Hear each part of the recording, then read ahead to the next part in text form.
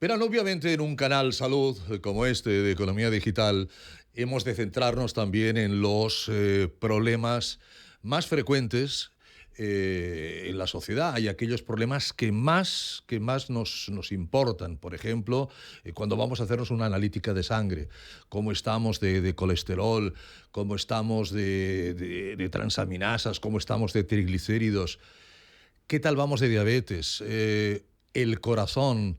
Bien, todo eso lo vamos a agrupar en medicina interna, medicina de familia, y para ello contamos con la colaboración de un grande que lleva ya unos años informando, divulgando, haciéndolo de una manera amable, de una manera muy cordial, como es el doctor Mariano de la Figuera, especialista en medicina interna y médico también de familia.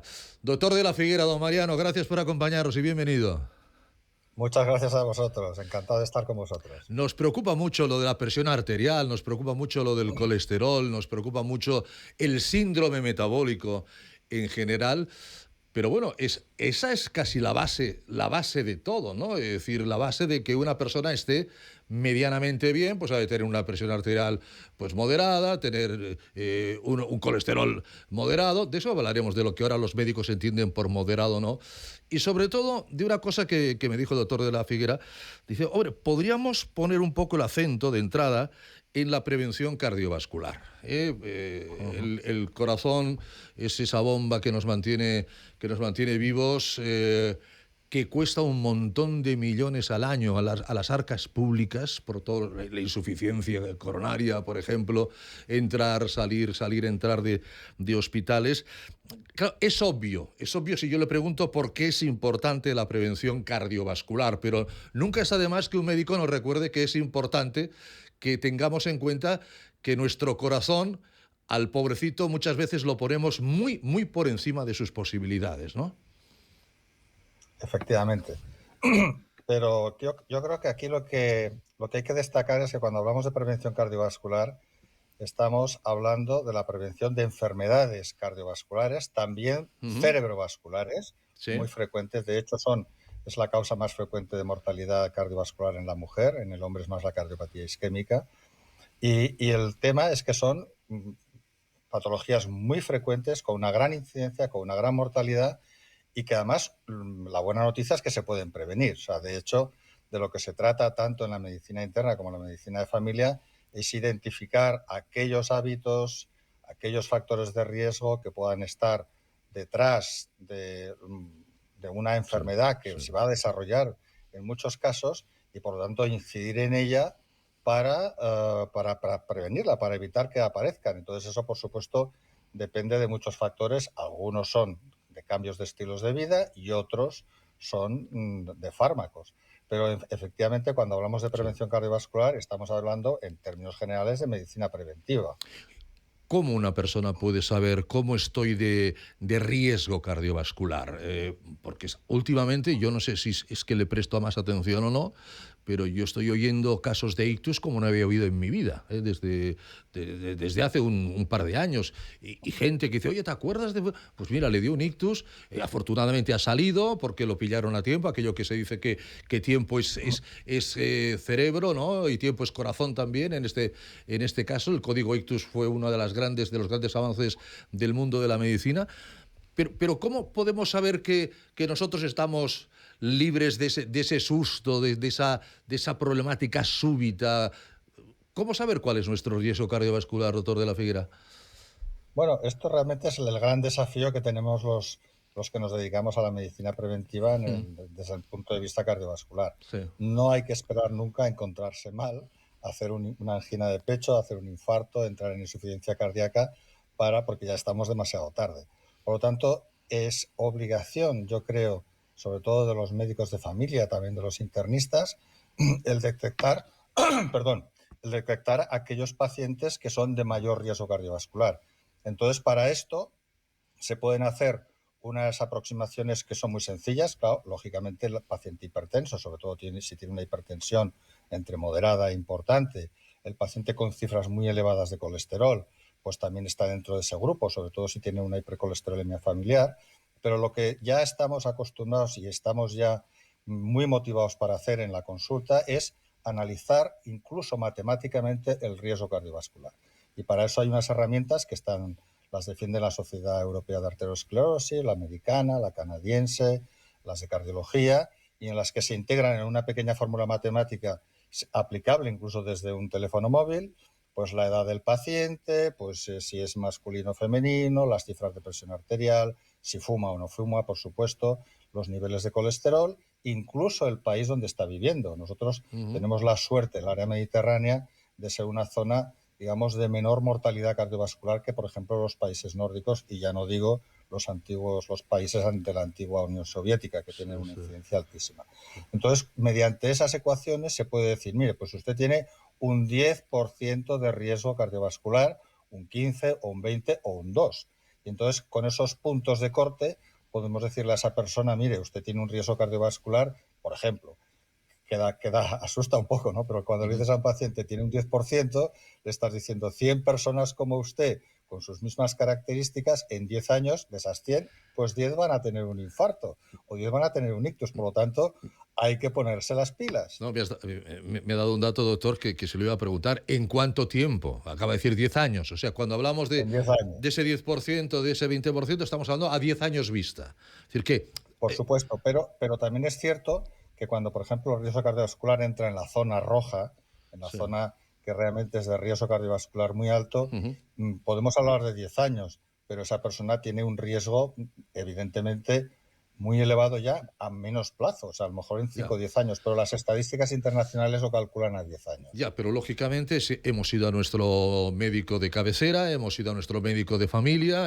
nos ha remitido, se lo ha considerado obvio, al cardiólogo, algo al experto en otras patologías que hacen que tengamos estas problemáticas, y hemos salido con fármacos, hemos salido con un control, y hay mucha gente que dice, bueno, oye, si ya me estoy tomando esto para el corazón, ya me estoy tomando el antihipertensivo, ya me estoy tomando las estatinas, pues tranquilo, porque ya el fármaco me protege, no 100%, no, a 1000%. ¿Esto es un error o es así? No, esto en parte es así.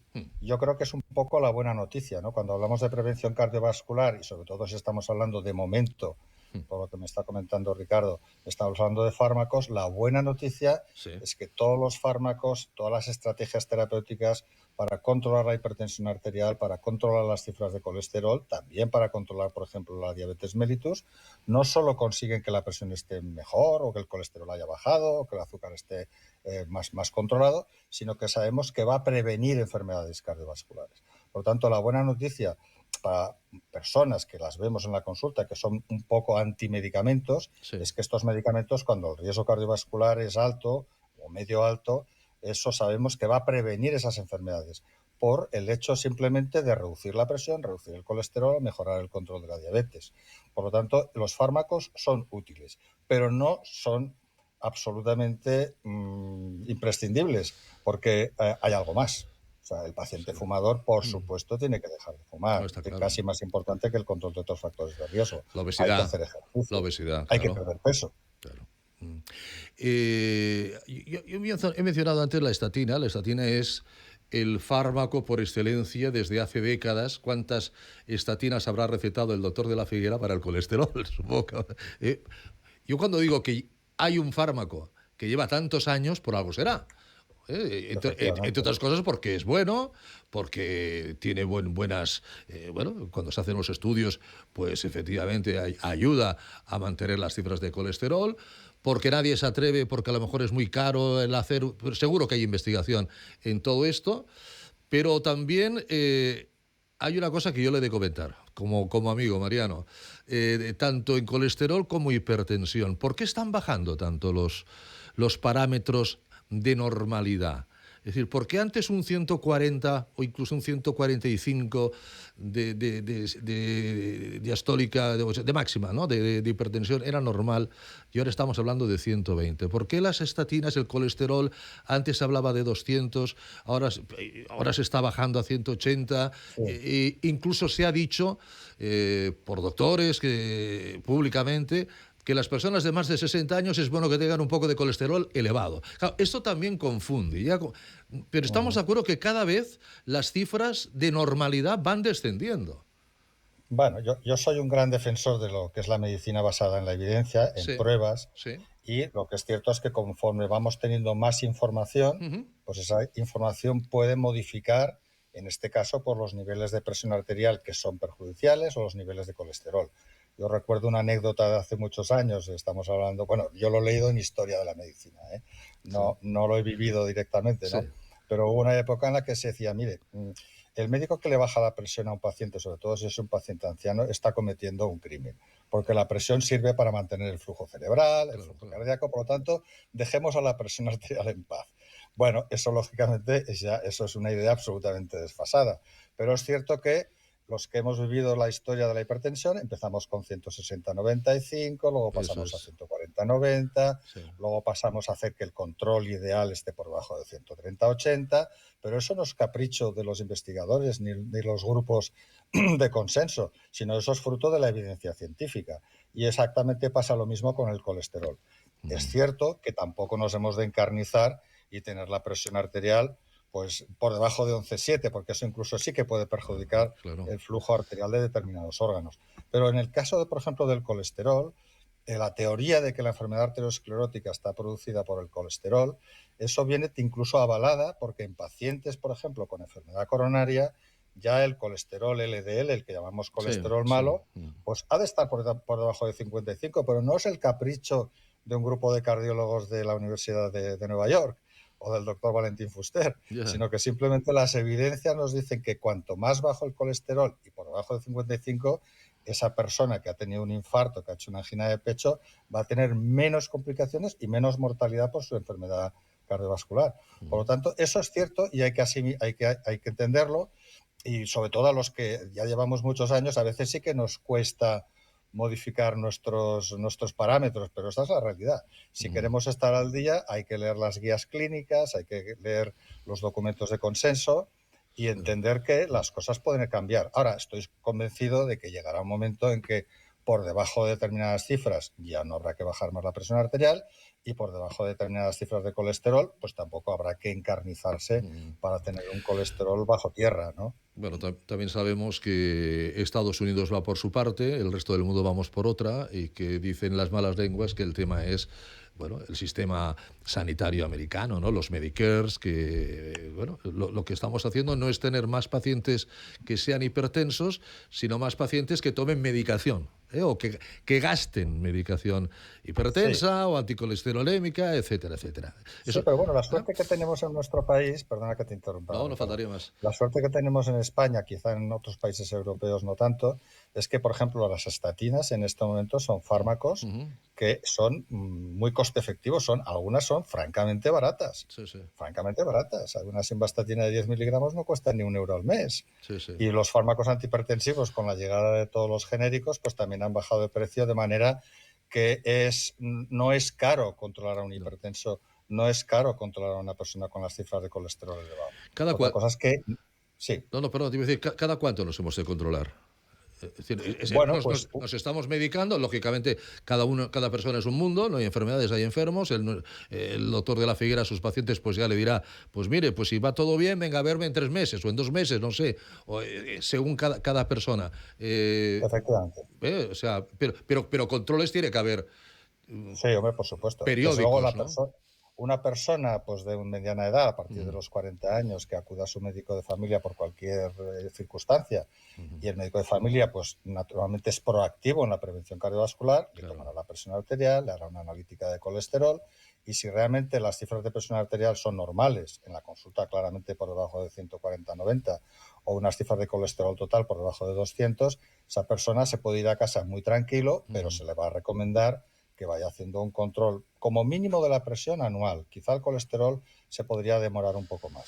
Y los pues, pacientes que ya están tomando medicación, sin duda, como mínimo hay que verlos 2 veces al año. Y si sí, estamos sí, sí. lo que se llama titulando dosis, que es aumentando la dosis de hipertensivo o del colesterol, pues los controles tienen que ser más frecuentes. Incluso a veces hay que hacer un control cada mes y medio o dos. Yo antes decía, porque es así, que las estatinas llevan toda la vida. Vamos, yo siempre, y llevo ya bastante tiempo haciendo divulgación médico-sanitaria, las estatinas con el colesterol. Y el doctor de la Figuera, Mariano, me decía, hay gente que, bueno, eso le puede pasar a cualquiera, ¿no?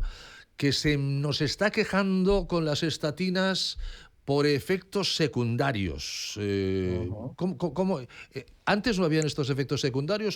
¿Son de reciente aparición?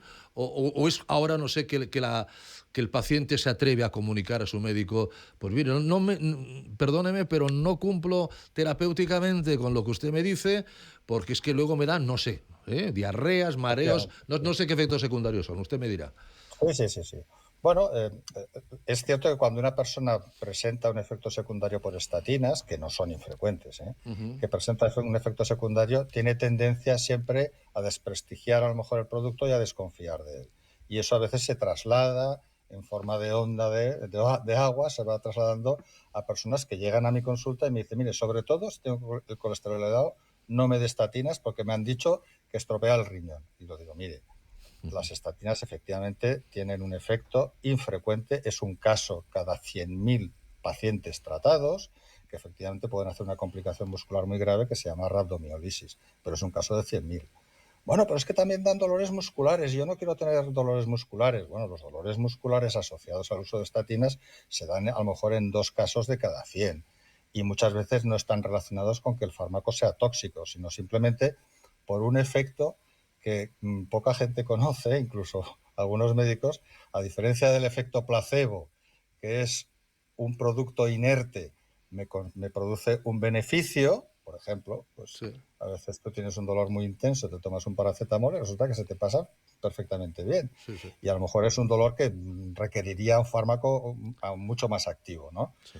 Mm, y en cambio, el efecto que se llama nocebo es un efecto también conocido por los farmacólogos, es aquel efecto secundario que en principio no tiene nada que ver con el fármaco, con sus efectos farmacológicos, pero que si uno tiene la expectativa de que le va a sentar mal, le va a sentar mal por el Seguro, efecto nocebo. Y seguro. esto es el gran problema que tenemos con algunos fármacos para el colesterol, ¿no? Esa especie, ese falso mito de que son fármacos peligrosos. Y como ha dicho usted muy bien, estamos teniendo una historia del uso de estatinas de Mm. más de 40 años, de todas sus formas, con beneficios espectaculares en prevención primaria, en prevención secundaria, en pacientes que han tenido infartos y cuyos efectos secundarios reales, los que realmente son reales, son muy bajos. Por lo tanto, hay que transmitir esa tranquilidad. Ahora, siempre habrá pacientes que dirán que no los quieren tomar. Pues hay que Claro. respetar su decisión, naturalmente. Vamos a terminar, doctor de la Figuera. Me gustaría seguir mucho más tiempo con usted. Estoy seguro que podremos repetir estas intervenciones porque son temas de un interés, yo creo, absolutamente general. Pero yo voy a recordar que hará unos 15 años aproximadamente con el doctor de la Figuera, en un congreso de la Sociedad Española de Hipertensión Arterial, SELELA, grabamos un vídeo donde el doctor de la Figuera pues explicaba cómo se ponía correctamente y nos podíamos medir correctamente con un tensiómetro en casa, que fue una en aquel momento era un avance y que ayudaba mucho a los médicos. Tuvo millones de visitas ese vídeo. Años después, ¿sigue siendo recomendable que la gente hipertensa se controle en casa, doctor de la Figuera? Absolutamente sí, Sí. sin duda alguna.